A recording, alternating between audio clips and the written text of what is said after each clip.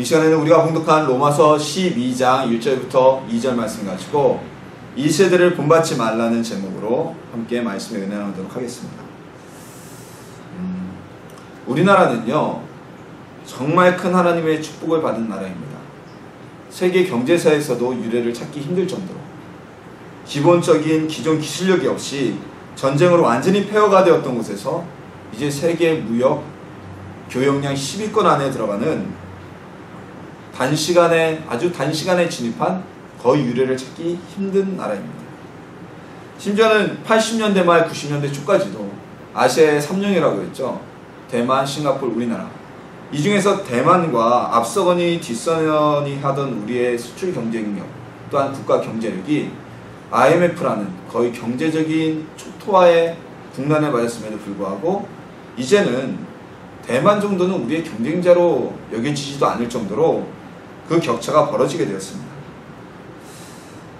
일본이나 이런 나라는 우리가 비교해서는 안 되죠. 왜냐하면 일본은 이미 100년 전에, 지금으로부터 100년 전에 비행기를 만들었고요.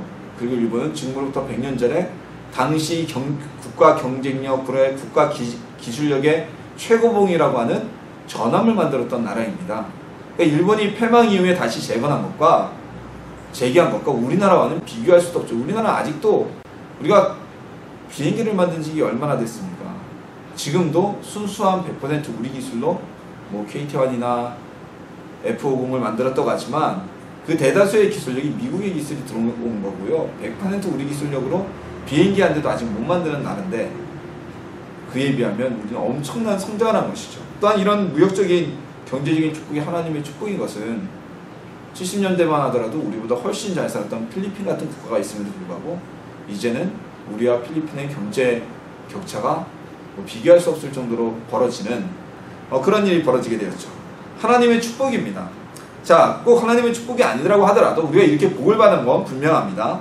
자, 또한 과거에는 어땠습니까? 정말 저는 늘 몇 번 말씀을 드렸지만 이런 정리를 합니다. 60년대까지의 세대는 50년대까지 세대는 50년대 출생하신 분들은 보릿고개를 아는 세대, 그렇죠? 50년대까지는 보릿고개가 있었어요. 그리고 60년대생들은 이제 보릿고개는 넘어가고 나물과 풀 뿌리는 캐먹지 않는 세대가 바로 60년대에 출생한 분들입니다. 그리고 70년대, 저처럼 70년대에 태어난 세대는 쌀밥 세대예요. 우리 때는 돈이 없어서 꽁보리만 먹고 이런 일은 거의 없었어요. 그래도 대부분이 흰 쌀밥을 마음껏 먹을 수 있는 세대가 되었고요.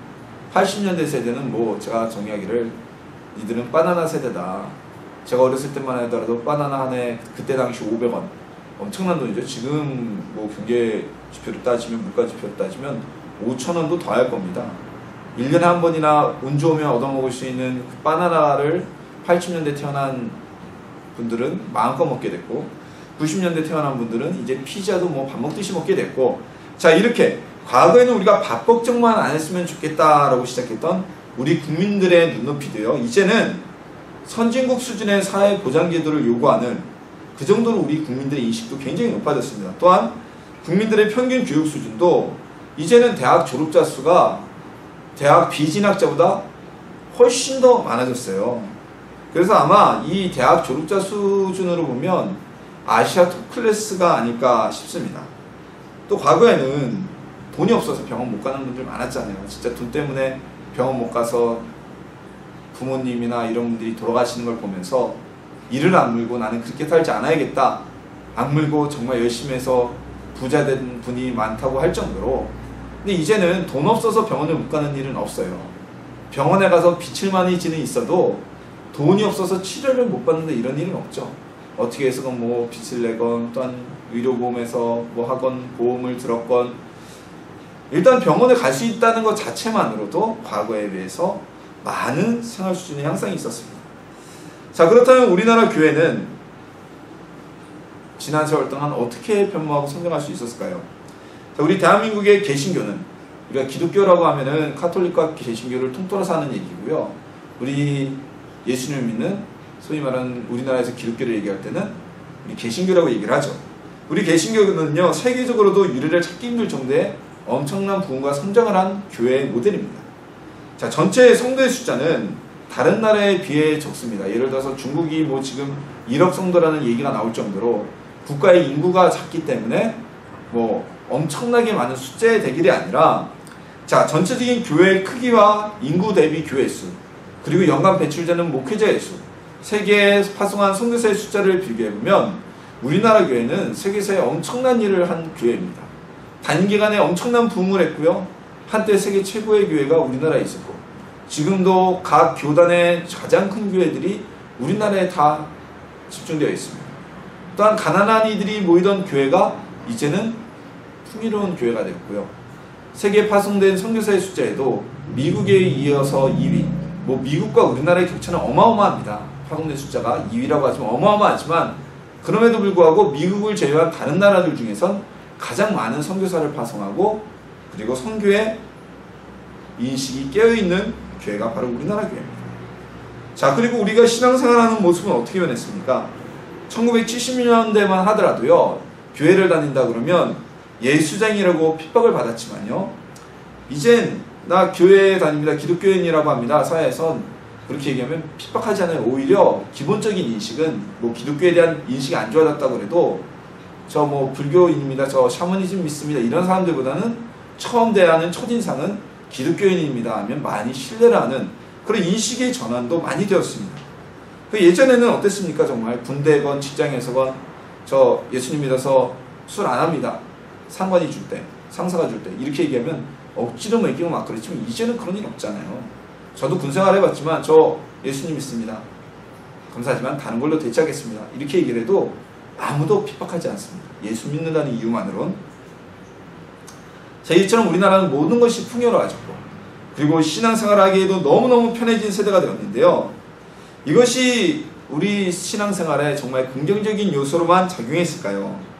그리고 오늘 말씀을 나누면서 이 세대에 주신 하나님의 복은 누리고, 그리고 본받지 말아야 할 것은 과감히 버리는 영적인 예배를 드리는 하나님의 자녀가 되길 소망합니다.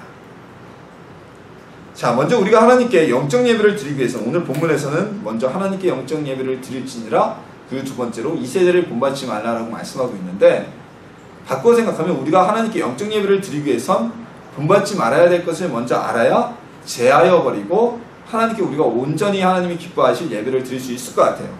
그래서 먼저 이 세대에 본받지 말아야 될 모습을 우리가 먼저 살피고, 혹시라도 우리의 삶에 이런 모습이 있다면 먼저 철저한 회개를 하는 시간이 되기를 원합니다. 왜냐하면요, 영적인 예배를 드리기 위해선 철저한 회개가 필요합니다. 이 회개라는 것은 예수님께 우리의 죄를 고백하고 그 죄악된 삶과 행동에서 떠나는 것을 의미합니다. 우리가 많이 이런 삶을 살지 못하기 때문에 안 믿는 사람들, 복음에 대해서 무지한 자들이, 복음에 대한 무식한 자들이 하는 말처럼 교회에 와서 말 한마디 하면 회개가 끝나는 것처럼 그렇게 여겨서는 안 됩니다. 진정한 회개를 하고 행동이 동반되지 않는 회개는 진정한 회개라고 할 수 없고, 그리고 회개가 동반되지 않고서는 하나님께 온전한 예배를 드릴 수 없습니다. 아니, 하나님이 그의 예배를 받지 않으십니다. 우리가 이 세대, 축복된 세대에서 본받지 말아야 될 것은 무엇일까요? 하나하나 살펴면서 버리는 시간이 되기를 원합니다.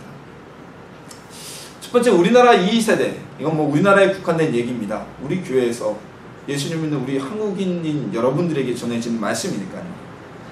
먼저 우리의 세대는요, 신뢰가 사라진 세대입니다.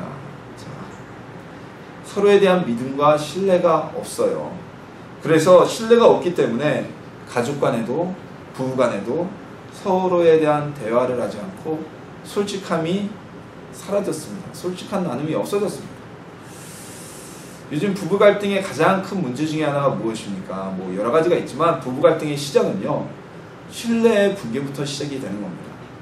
뭐 대부분 성격차 얘기를 하지만 그 성격차라는 것은 서로 부딪힌다는 얘기죠.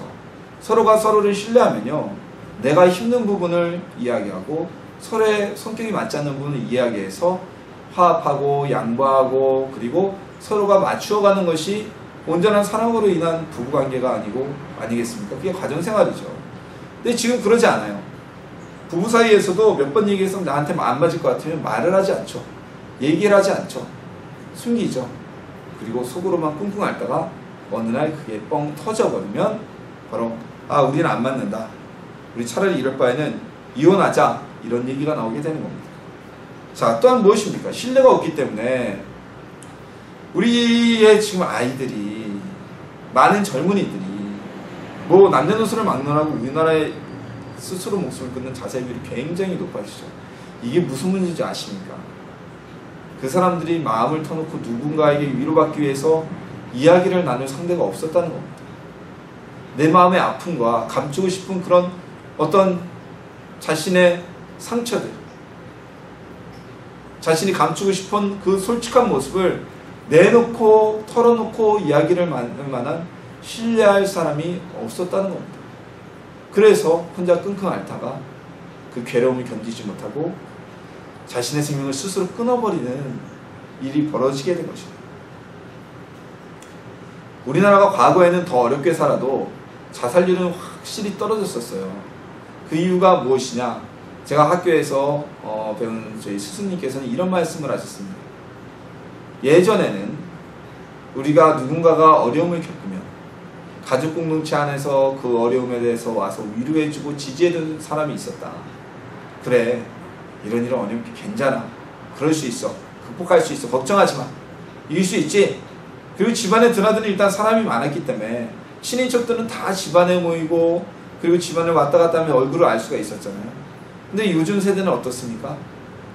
저도 그렇지만 1인 세대가 많아졌어요.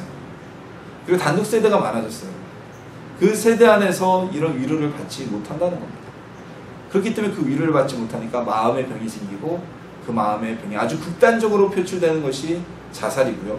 그렇지 않다 하더라도 많은 사람이 우울증과 그리고 마음의 병을 안고 살아가게 된다는 것입니다. 자, 우리 그리스도의 지체인 교회 내에서도 이 모습은 참 본받지 말아야 될 모습이 들어오게 되었죠. 그래서 성도와 성도 사이에, 성도와 목회자 사이에, 목회자와 목회자 사이에 신뢰가 사라졌습니다. 서로 간에 계급이 되었고요. 상대를 짓누르고 제압해야 할 대상이 되어버렸습니다. 그러다 보니까 어떻게 됩니까? 교회가 분열이 됩니다. 하나 되고 한 마음으로 한 뜻이 되어야 될 교회가 직분자끼리 모이고, 평신도끼리 뭉치고, 목회자끼리 뭉치고, 또한 목회자와 목회자 사이가 서로 분열하고 갈라지는, 더 크게 보면 교회가 교회를 서로 분열하고 싸우고 갈라지는 일이 벌어지게 된 것입니다. 이 모든 사태의 근원에는 신뢰가 없다는, 서로에 대한 믿음이 사라진 세대라는 겁니다. 조금 더 나가면 이 믿음은 하나님께 대한 믿음까지도 올라가죠. 하나님께 대한 믿음이 사라지면 우리가 하나님께 기도하지 않습니다. 예배하지 않습니다. 자기가 해결하려고 합니다. 왜? 하나님이 해결해 주실 것이라는 것을 믿지 못하기 때문에. 우리 신뢰가 없는 이 세대에서 이러한 모습을 과감히 버리는, 신뢰를 회복하는, 가족 간에, 이웃 간에, 사람 사이에 신뢰를 회복하는 여러분이 되시길 소망합니다. 신뢰를 회복하는 건 아주 간단합니다. 사람은 반응성의 동물입니다. 우리는 서로를 거울이라고 얘기를 합니다. 내가 상대에 대해서 먼저 마음을 열어주고 신뢰해주면요, 그 사람도 자신이 진정 신뢰받고 있다는 느낌을 받으면 자신의 마음을 열게 됩니다. 우리가 이소부화에서도 해와 바람에 비유해서 사람의 옷을 겪고 나그네의 옷을 벗긴 것은 따뜻한 햇볕이었죠. 상대의 신뢰를 얻고자 한다면, 누군가 나에게 신뢰를 주는 사람을 얻고자 한다면 먼저 여러분의 믿음을 그분에게 주십시오. 한 번, 두 번 줘서 안 열릴지 몰라요. 하지만 우리가 계속 믿음과 신뢰를 준다면 상대도 나에게 신뢰를 주고 우리는 오랫동안 신뢰할 수 있는, 함께 할 수 있는 귀한 친구를 얻게 될 것입니다. 자, 그리고 이 시대에 또한 본받지 말아야 할 두 번째 모습은, 우리의 시대는 경제적 논리가 최우선이 된 시대가 되어버렸습니다. 자, 하나님께서 창조하신 이 세대는, 이 사회는, 이 세상은 최초의 경제성이 최우선이 된 사회가 아니었습니다. 자, 그 근거가 어디 있습니까? 창세기에 보면요, 에덴 동산에서는 경제적 논리가 존재하지 않았습니다. 왜요? 하나님이 에덴 동산에 있는 모든 과일 실과를 사람에게, 아담에게, 이 더 크게 보면 아담은 사람을 뜻합니다. 사람들에게 그냥 따먹도록 주셨기 때문에 농사를 지을 이유도, 경제적인 거래를 할 이유도, 더 많은 부를 축적하기 위해서 노력해야 될 이유도 없었어요. 부자도 없고 가난한 이도 없었어요. 왜냐하면 소유물이 존재하지 않았기 때문에. 에덴 동산은 하나님의 소유였고 그곳에 열리는 남의 열매를 따먹는 것은 모든 사람에게 공정하게 분배된 하나님의 부였기 때문입니다. 자, 그런데 우리나라는 지금 경제적 논리가 가장 우선이 된 시대가 되어버렸죠. 근데 보면요, 우리나라도 원래부터 이렇게 국민들, 사람들 사이에 경제적인 논리가 최우선이 되는 나라는 아니었다고 합니다. 왜냐면요, 과거에는요, 오늘날에 그 5만원권이 발행이 되면서 사람들 사이에 참 직장인 같은 분들, 저희도 마찬가지지만 논란이 되는 이야기가 있어요. 한탄지는 이야기가. 그놈 5만원권 때문에 이제는 예식장을 갈 때 기본적으로 하는 축의금이 5만원 단위다. 물론 뭐 밥값이, 예식장 필요한 밥값이 3만원대 육박하기 때문에 친한 사이는 5만원 정도 해야 되는 게 원칙이지만 그 5만원권 때문에 5만원 이하는 없다. 그런 얘기를 하죠. 그리고 가끔가다 그런 얘기도 제가 듣습니다. 내가 한 번도 가지 않은 사람이, 내 잔치에 오지 않은 사람이 나한테 오더라고 청첩장이나 이런 걸 줬다 가야 되느냐? 굳이 가야 되는 이런 얘기를 하는데, 뭐예요? 결혼식장에서 뭐 가거나 상주댁에 가서 조의금이나 축의금을 한 것을 꼭 받아야 된다고 생각하기 때문에, 저도 이런 생각이 있는데 대법원에서도 판결이 났다고 하죠. 뭐 조의금이나 축의금 같은 이런 상례를 위해서 준 돈은 그건 어떤 그 뭐라 그러죠? 채무는 아니지만 채무와 비슷하다라고 이런 판례가 나온 적이 10몇 년 전에 있다고 합니다. 자, 그것처럼 오늘날 우리는 잔치집에 갈 때도 꼭 그것을 돈으로 계산을 합니다.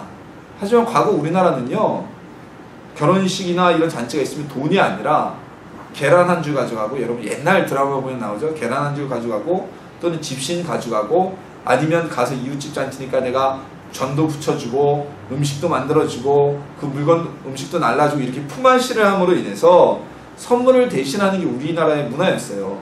그래서 그거 가지고 누가 뭘 안 가져왔다고 비난하지도 않고 욕하지 않고, 심지어는 동네 잔치에 각설이가 와도 아무 대가 없이 쫓아내지 않고 배불리 먹여주는 게 우리나라의 문화였습니다. 근데 이제 어떻게 됐습니까? 결혼식장에 가지고 표 주고요, 식권 주고요, 손이 많은 사람한테는 식권 주지도 않고요. 그리고 내가 한 결혼식 축의금 한 상대가 나한테 오지 않으면, 내 잔치에 오지 않으면 정말 기분 나쁘고 불쾌해지는 이런 문화가 되었어요. 이것은 경제성이 우리 사회의 논리에 들어오기 때문입니다. 언제부터 이랬냐? 일제강점기가 되면서 우리나라가 산업화 사회로 발달되기 시작하면서 특별히 가난하게 살았던 우리 민족에게 이런 경제적 논리가 들어오기 시작했습니다. 그래서 이제는 돈이 최고인 시대가 되었어요.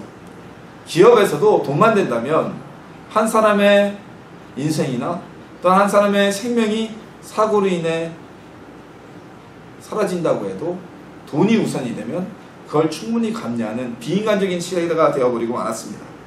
그리고 돈 때문에 가족 사이에 분열이 일어났습니다. 어떻습니까? 심지어는 부모가 돌아가신 장례식장에서 조의금 분배하고 상속 때문에 멱살잡이가 나고 싸움이 나는 게 이제 남의 얘기가 아니고 놀라운 얘기가 된 것이 아닙니다. 아주 뭐 비일비재한 일이 되어버리고 말았습니다. 부모가 돌아가신 자리에서까지 나쁘끄러움 없이, 옛날에 그랬으면요 어땠습니까? 부흥했죠. 우리가 경을 친다 그러죠. 그 경을 친다는 의미가 무엇입니까? 부모한테 잘못하고 폐륜적인 행동을 한 사람을 등에 북을 지우거나 아니면 동네에 묶어서 끌고 다니면서 경을 치다, 이 징을 쳤다는 거예요. 징을. 온 동네에, 소위 말해서 온 동네에 공개적인 망신을 줬다는 얘기입니다. 그런 일이 이제 뭐 당연한 일이 되다시피 했어요. 이제 놀라운 뉴스거리도 되지 않아요. 왜요? 경제적인 논리가 부모의 죽음보다 더 중요하게 생각되어지는 사회가 되었기 때문입니다. 자, 이것은요 우리 교회 내에서도 이 논리가 들어오게 되었어요. 정말 안타까운 일이죠. 그래서 경제적인 효율성이 없는 교회 교육도, 그리고 교회의 설립도 우리가 지양해야 된다는 것이 논리가 되어버리고 말았습니다. 그래서 아무리 투자해봐야 투자에 대비해서 수익이 없는 교회 학교에 대해서는 최소한의 투자를 하고, 그 이유가 무엇입니까? 여러분, 대부분의 교회 유치부, 교회 학교 유초등부, 중등부, 고등부의 담당 교육자는 누굽니까? 교육전도사님들입니다. 이분들 교회 내에서 교육전도사님들을 쓰는 이유는 뭐 사람을 키우는 이유도 있지만 그보다 더 큰 것은 이분들의 사례비가 전임교육자 분들의 3분의 1 수준도 안 되기 때문입니다. 대부분의 교육전도사님들은 주일날만, 토요일 주일날만 사역하고 평일에는 본인의 일을 하십니다. 왜냐하면 파트 사역자이기 때문에 대부분 학생이죠. 그러면 이틀만 사역을 하면 일주일 내내 교회 와서 사역하시는 분들과 비교해서 사역에 전념하시는 에너지가 얼마나 소비가 될까요? 그리고 그분들이 꼭 파트 전도사만 교회 교육을 담당해야 될 이유가 있을까요? 왜 교육 전도사님들만이 교회 학교를 해야 된다는 이유가 있을까요? 저도 부교육자 생활을 할 때 전임이었어요. 전임이었고 교회 교육 파트를 맡았지만 단순히 교육 파트만 맡지 않고 또 하나의 파트를 맡았습니다. 교육 파트만 그래요. 교회 학교 파트만. 교구 파트 분들은 교구 하나만 담당, 물론 교구의 일은 너무 많죠. 그분들의 일을 제가 저기 하는 게 아니라 정말 바쁘신 분들이 교구 사역자분들이십니다. 신방도 매일 하셔야 되죠. 휴일도 없으시죠. 휴일에도 신방 요청 있으면 가셔야 되죠. 그런데 그럼 교회 학교는 주일날만 사역을 하느냐? 아니잖아요. 원래 평일에도 교회 교육을 위해서 기도를 해야 되고 계획을 해야 되고 그래야 되는데 실질적으로 우리나라 교회에서 그거에 대해서 자유롭게 모든 것을 투자해야 되는 경우는 많지 않다는 게 참 안타까운 겁니다. 그러니까 그것뿐만이 아닙니다. 오늘날 우리 교회도 개척을 했지만 제가 개척을 했다 그러면 처음에 많은 사람들이 걱정하고 말했습니다. 지금도 아마 많은 분들이 우리 교회 개척에 대해서 응원을 해주시고 계십니다. 기도해 주시고요. 근데 일부에서는 그런 시각도 없지 않아 있을 거예요. 얼마나 가나 보자 니가. 얼마나 가나 보자. 지금 1년 다 됐는데 성도 하나도 없다 그러는데 뭐 가족도 없이 혼자 개척한다고? 동네도 잘 모르는 동네 그래? 얼마나 잘 되나 보자 라고 생각하는 사람들도 간혹가다 있을 겁니다. 왜 이래요?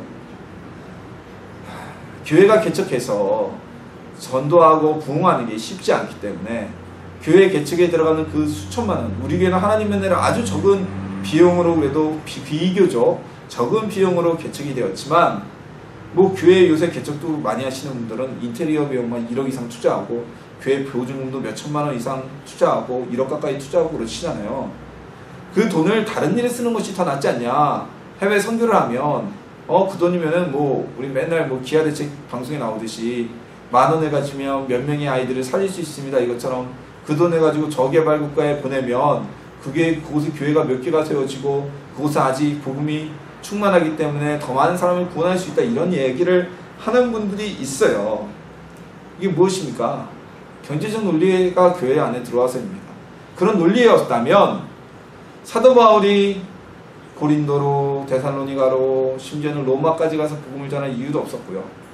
예루살렘 교회에서 많은 사람들을 전도하고 그 가부들과 가난한 자들을 위해서 구제하고 헌신할 이유도 없었고요. 결정적으로 안디옥 교회가 자신의 교회에서 사역을 잘하고 있고 교회를 부흥시키고 있었던 바울과 바나바를 선교사로 세워서 파송할 이유도 전혀 없었습니다. 규모의 경제가 교회 내에 들어와서 교회 내에서도 숫자가 부흥이 일어나지 않으면 무능한 교육자, 숫자가 많지 않으면 무능한 교회, 별 볼 일 없는 교회, 하나님의 나라인데도 이렇게 생각하는 논리가 우리 교회 안에 유입되었다는 것입니다. 하나님의 나라는요, 경제적 논리로 설명이 안 됩니다. 설명을 해서는 안 됩니다. 왜요? 우리의 구원 사역 자체가, 예수님의 구원 사역 자체가 경제성으로 보면 정말 말도 안 되는 가성비 최악의 모습이기 때문입니다. 하나님의 아들이, 하나님이 어찌 피조물을 위해서 죽음을 당할 수가 있습니까? 말이 되나요? 이거는 100억을 넣고 100원짜리 동전 하나 사는 것보다 더 가치 없는 일이에요. 우리는 우리 교회 내에서 경제적 논리를 제하여 버려야 됩니다. 우리의 재정이 얼마가 투입됐으니까 얼마를 회수해야 돼요. 버려야 돼요. 그런 논리가 교회 안에 들어와선 아무도, 단언컨대 누구도 하나님 나라에 들어갈 수 없습니다. 1,000억을 들여서 헌금을 해보십시오. 하나님의 구원받을 자격이 됩니까? 우리의 인생을 다 하나님께 바쳐보십시오. 하나님께 여러분이 구원받을 만한 가치가 있다고 생각합니까? 경제적인 논리로 우리는 구원을 받지 못할 존재들입니다. 우리 교회 내에서 혹여도 우리가 경제적 논리를 우리의 마음에 생각에 가지고 있었다면 과감히 제하여버리는 여러분이 되시기를 소망합니다. 자, 그리고 이 세대는 편의주의적 세대, 그리고 웰빙을 추구하는 사회가 되었습니다. 이제 과거에도 말씀드렸지만 과거에는 우리가 쌀만 먹고 사는 게 최고의 목표였지만 이제는 산업화를 이루고 우리가 어느 정도 경제적인 기반이 닦여진 사회가 되니까 이젠 많은 돈보다는 반대급으로, 과거에 너무 우리가 힘들게 살았기 때문에, 희생하며 살았기 때문에 편안하고 안정되고 즐기는 삶을 요구하게 되었습니다. 그래서 이제는 웰빙이라고 그러죠. 많은 돈을 받기보다는 어떻게 해요? 많은 돈보다는 조금 돈을 덜 받더라도 더 많은 시간. 요새 방송에서 가끔가다 나와서 각광을 받는 기업들이 어디입니까? 뭐 파주에 있는 뭐 컴퓨터 프로그래밍 회사 작년인가요? 방송에서 아주 큰 반향이 일으켰죠.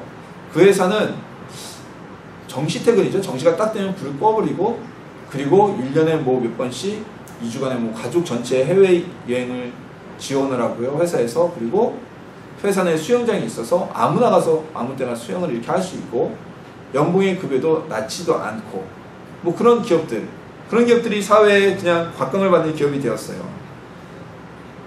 이런 편안한 삶, 그리고 많은 사람들이 이제 어느 정도의 큰 부요, 돈을 벌기 위해서 악물는 것보다는 많은 사람들이 캠핑을 가고 주말이면 여유로운 생활을 하는 그러한 삶을 요구하게 되었습니다. 근데 이런 웰빙의 삶을, 편의주의적인 삶을 우리 신앙생활에도 이게 이익되기 시작을 했습니다. 주일 저녁 예배가 점점 사라지고 있어요. 우리 교회는 저녁 예배를 드리죠. 근데 주변에 한번 보십시오. 이 기름동에도 저녁 예배 드리는 교회 없을걸요? 거의 없을 거예요. 이제는 저녁 예배를 안 드리는, 오후 예배를 드리는 교회가 저녁 예배를 드리는 교회보다 훨씬 더 많아졌습니다. 왜 그럴까요? 주일날 빨리 예배 드리고 오후 시간, 남은 시간을 활용하자 이겁니다. 주일은 우리가 맨날 얘기를 하죠. 하나님께 드리는 날, 주님의 날이다 그러면서 반나절만 하나님께 드리고 나머지 반나절은 나를 위해서 쓰겠다는 생각이에요. 새벽 기도의 출석률이 뚝뚝뚝뚝 떨어지고 있어요. 예전에는요, 그런 게 있었죠. 본교회가 멀어서, 본인이 출석하는 교회가 멀면 가까운 교회에 가서 새벽 예배를 드리는 분들도 많이 있었습니다. 이제는 가까운 교회 새벽 예배를 드리기는커녕, 본교회 예배를 드리기는커녕 가까운 교회에 가서 새벽 예배를 드리는 분들이 없어요. 거의 뭐 그러다 보니까 새벽 예배를 안 드리는 교회도 많아졌고요. 또한 일주일에 주일날 와서 한번 주일 낮 예배만 드리고 가도 오후 예배나 저녁 예배 참석은 둘째치고, 주일 낮 예배 한 번만 드려도 이제는 1등 성도는 아니더라도 2등 성도는 됩니다. 그러한 시대가 되어버렸어요. 자, 예배는요, 우리가 편의주의가 아닙니다. 극단적으로 얘기하면 편하게 예수 믿으려면 그냥 예수 안 믿으면 돼요. 안 믿으면 얼마나 좋습니까? 주일날 마음껏 놀러 다니고, 토요일부터 요새 주 5일 하는 회사들이 거의 대다수죠. 90% 이상의 기업들은 주 5일 근무를 하고요. 나머지 10%나 아주 작은 중소기업 또는 사업을 하시는 분들은 못하시겠지만, 얼마나 그런 분들 불금이라고 그러잖아요. 금요일 밤부터 놀기 시작해서 토요일 주일까지 1박 2일로 어디든지 무조건 다녀오십니다. 얼마나 편합니까? 눈치 안 봐도 되고, 그렇죠? 우리가 하는 신앙생활의 길, 천국을 가는 길은요, 좁고 험하고 거친 길입니다. 넓고 편한 길은 멸망으로 가는 길이라고 주님이 말씀하셨습니다. 신앙생활은 편하게 하려고 해서는 안 됩니다. 뭐 일부러 우리가 그렇다고 기둥성자처럼 기둥에 올라가서 평생 동안 내려오지도 않고 그 위에서 살거나, 중세 수도원에 가 있는 수도사들처럼 극단적인 금욕생활을 하라는 것이 아닙니다. 우리가 하나님께 드리는 예배와 하나님께 드리는 헌신만큼은 절대적으로 편의주의가 아니라 하나님을 생각하고 드릴 수 있는 삶을 우리가 드려야 될 것입니다. 이런 편의주의적인 생각들, 이런 마음들이 우리의 삶에서 사라지게 될 때, 자여버려질 때 우리는 하나님께 거룩한 예배로 나갈 수가 있게 될 것입니다. 자, 우리는 또한 하나님께 거룩한 예배가 드리기 위해선 거룩한 산재물이 되어야만 합니다. 우리 하나님은요, 매우 은혜롭고 사랑이 넘치시는 분입니다. 그 사랑의 끝은 그 아들 독생자, 외아들이라고 하죠. 독생자 하면 뭔가 좀 학문적인 얘기 있으니까 독생자 예수님을 이 땅에 우리를 위해 보내셔서 십자가에서 죽게 만드는 그러한 사랑의 열매까지 맺으신 분입니다. 하지만 그 하나님께서는 반대로 매우 철저하고 원칙주의자이신 분이십니다. 아브라함이요, 하나님의 사랑을 받았던 아브라함이 하나님께 제사를 드리면서 아주 작은 새, 비둘기 새끼 두 마리를 배를 가르지 않았어요. 작았기 때문에 각을 치지 않았다는 거예요. 그리고 제단에 올렸을 때 솔개가 내려서 그 새를 채워가려고 했습니다. 하나님께서는 완전하지 못한 아주 작은 새 두 마리였지만 그 새를 가리지 않은 아브라함의 행위로 인해서 그의 후손이 가나안 땅을 차지하는 시기가 400년이나 뒤로 물러지게 된다고 말씀하셨습니다. 우리가 드리는 예배를 하나님은 받으십니다. 얼마나 영광스러운 일입니까? 이 자리에 하나님이 함께하고 계십니다. 그렇지만 온전하게 드려지는, 진심 없이 드려지는, 거룩하지 못한 모습으로 드려지는 예배는 하나님이 단호히 받지 않으십니다. 하나님은 노숙자가 아니세요. 요즘에는요, 노숙자들한테 급식을 할 때도요, 깨끗한 그릇에 제대로 안 주잖아요. 안 먹어요. 그릇 뒤집어 엎고 이걸 밥이라고 주냐고 항의합니다. 하물며 하나님께 드리는 예배를 우리가 가장 정성스러운 모습으로 드려야죠. 남은 찌꺼기 드리는 것처럼 예배 시간에 온갖 생각 다 하고 할 일 다 하고 예배를 드리며 준비하는 마음도 없이 나온다면 하나님께서는 예배를 드리지 않으시는 거예요. 우리가 거룩한 산제물이 되려면요, 앞서 나는 이 세대의 온전치 못한 모습들을 우리의 삶 속에서 제해버릴 수 있어야만 합니다. 주일에는 교회에서 거룩한 모습을 보이고 세상에 나가서는 세상 사람들보다 더 못한 모습을 보이는 행동은 사람들만이 아니라 하나님께서도 기뻐하지 않으시는 모습입니다. 뭐 요즘에는 교회 안에서라도 거룩한 모습을 보이면 참 감사한 일이죠. 안타까운 일이지만 예배 드리면서 교회 안에서도 거룩한 모습을 보이지 못하는 분들이 얼마나 많은데요. 제가요, 가끔가다 저도 이 삶을 살아가고 있지 않습니까? 삶을 살아가면서 정말 예수님을 믿지 않는 분들도 정말 고맙고 참 대단한 분들이 계시다는 걸 문득문득 느끼고 깨달을 때가 있습니다. 최근에도 제가 공부를 하면서요, 학업을 제가 하고 있잖아요. 학업을 하면서 참 큰 고마운 은혜를 받게 되었는데, 제가 어떤 공부를 할 때 추가적으로 비용이 필요했어요. 근데 제가 미처 그 비용을 다 채우지를 못했습니다. 근데 어느 교수님께서 그 비용에 적지 않은 부분을 본인이 감당을 해주셨어요. 그분이 예수님을 믿는 분이 아니세요. 그 교수님께서. 근데 제가 너무나 감사했어요. 예수님 믿지 않는 분이심에도 여기서 위로를 해주시는데, 사람이 개척교회를 하고 계시니까 힘드니까 그렇죠. 안 힘들면은 누가 그걸 그렇게 다 감당하지 못하고 그러겠어요? 감당하고 걱정 말고, 그분에 대해서 걱정 말고 그 공부를 시작하라고 위로까지 해주시는 거예요. 너무나 감사했습니다. 그거 보면요, 안 믿는 분들이 더 올바르고 더 사랑스러운 모습을 보일 때가 많아요. 우리 하나님 예수님께서는 이렇게 우리에게 말씀하셨어요. 이같이 너희 빛이 사람 앞에 비치게 하여 그들로 너희 착한 행실을 보고 하늘에 계신 너희 아버지께 영광을 돌리게 하라. 물론 주 안에서 올바른 삶을 살아가는 분들이 많습니다. 그러한 모습이 우리 전체의 모습이 되어야 합니다. 우리의 삶을 통해서 하나님의 영광이 드러나는 삶이 되어야 합니다. 우리의 삶이 세상과는 다른 하나님 앞에서 보이기에도 온전하고 거룩한 삶이 될 때, 빛과 소금의 모습이 되어야 될 때 거룩한 산제물이 우리가 될 수가 있는 것입니다. 구약시대에 흠과 점이 있는 동물은 하나님께 제물로 드려지지 못하였습니다. 그럼 우리의 삶에서 이 흠과 점은 무엇으로 바꿀 수 있을까요?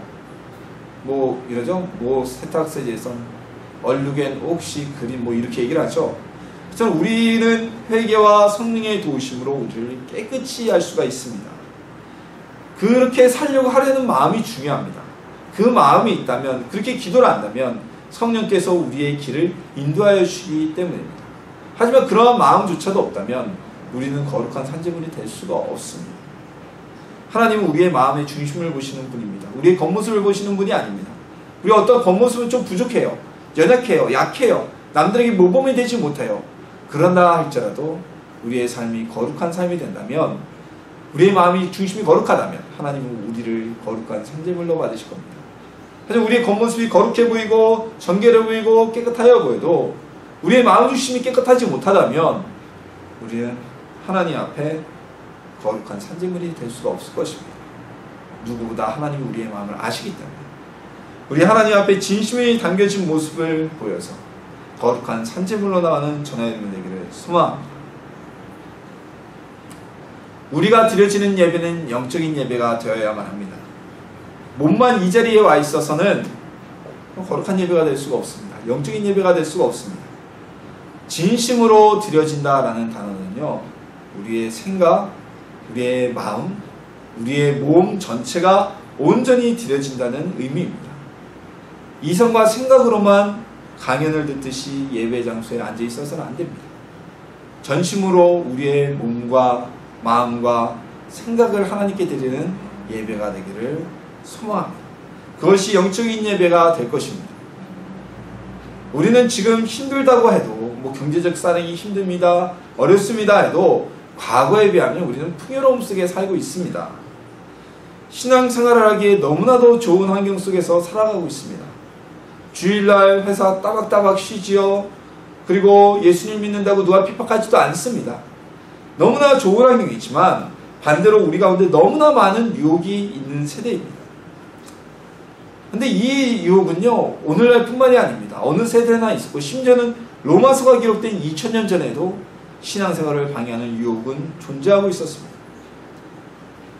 우리가 이 세대에 주어진 하나님의 축복은 누리되 경제적인 풍요도 누리고요, 그리고 우리에게 주어진 많은 편안한 삶과 또 이런 것들을 다 누리되 본받지 말아야 할 요소는 과감히 버리는 저나 여러분이 되기를 소망합니다. 세상이 다 그래요. 다들 그렇게 살아요 라는 핑계는 대지 말길 바랍니다. 그 핑계가 우리의 영혼의 가난함, 결국 우리의 영혼을 지옥으로, 멸망으로 끌고 가게 될 것입니다. 하나님의 드리는 기뻐하시는, 하나님께 드린 예배를 기뻐하시는, 하나님이 기뻐하시는 영적인 예배로 드린다면 축복이 주어질 것은 당연한 공식 아닙니까? 하나님이 기뻐하시는 영적인 예배를 드려서 세상의 빛과 소금이 되고 이 세대를 본받지 말고 하나님이 주신 축복을 받아들이는, 그리고 세상을 이끌어 나가는 세상의 리더가 되는 주님의 자녀가 되기를 예수님의 이름으로 축원합니다.